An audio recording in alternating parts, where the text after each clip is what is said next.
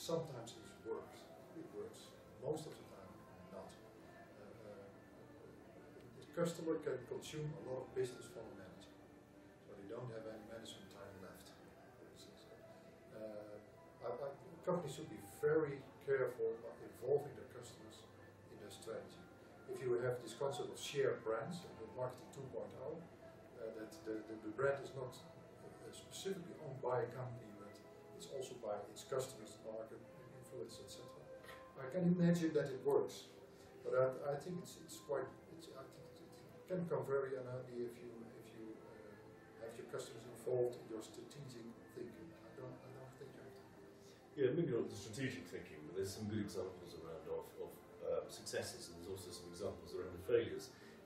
One simple example I always think about is Gap, the clothing company, and they went through a rebranding exercise.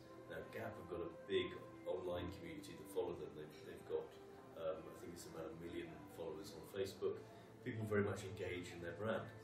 But when the Gap decided that they were going to do a rebranding exercise, they didn't mention it to any of their engaged online consumers.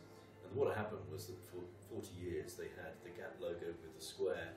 They then came up with this new logo that they worked with an advertising company, and they could give lots of justification why this new logo was different and better.